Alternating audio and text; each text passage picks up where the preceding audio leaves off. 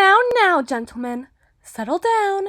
In establishments such as these, you may never know when the walls have ears.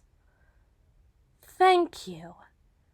I propose a toast to another lovely event with a lovely meal and lovely like-minded people, and of course, our lovely quarry.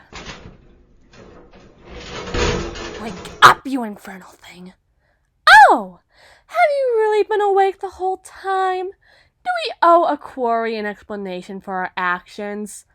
Do we owe the same to any other kind of creature when we find them roaming the cursed plains of a dying earth? In some cases, yes. In others, no.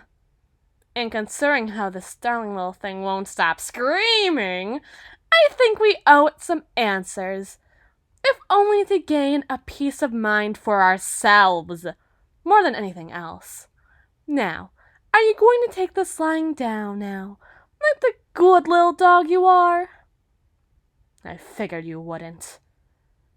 We are hunters, each and every one of us, and each and every one of us are very skilled hunters at that. We've hunted the basic animals like rabbits and bears and cougars when we can find them, and we've hunted the most dangerous creatures to ever reign this infernal earth, like tigers and wolves and lions and sharks and even man himself. However, we got bored, did we not? The same way a child gets bored of pulling wings off a fly. So we increased the difficulty in rather arbitrary ways. We changed out weapons. Instead of guns, axes, or swords, or even just our own two hands. Instead of hunting animals together, we'd go it alone, or in teams of two. We'd minimize and maximize the area the animal could run to simply surprise the others. But even all those methods grew stale, and there was no joy to be found on hunting in those days. It was a folly in of itself, considering that the thrill of the chase was gone. There was no tension if we all knew that we would win, and we would always win, because otherwise we wouldn't be standing here today. I may have lost my arm, but many other lesser creatures have lost their lives.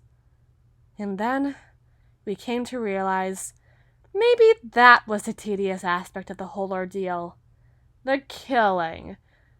You can only kill an animal so many times, and watch the life drain out of their eyes before you grow numb to it. Bored of it. So, then we grew to play for keeps. After all, you can only physically kill something once, but you can do so much more, so many more times than that. Keep them downtrodden, obedient, close to the vest. So now, we play not for kills, but for keeps. I've amassed a large number of pets this way, if you could believe it. And now, we play for you. For you.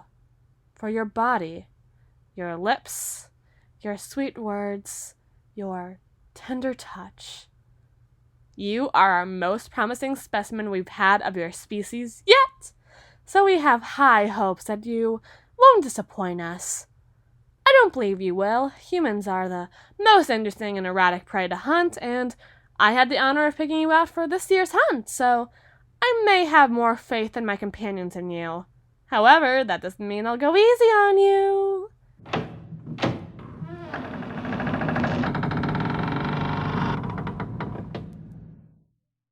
Gentlemen, to your stations, and remember, the first to non-fatally wound our dear sweet quarry gets to keep it. No intentional fatal shots, and no shooting at other hunters. You know the penalty.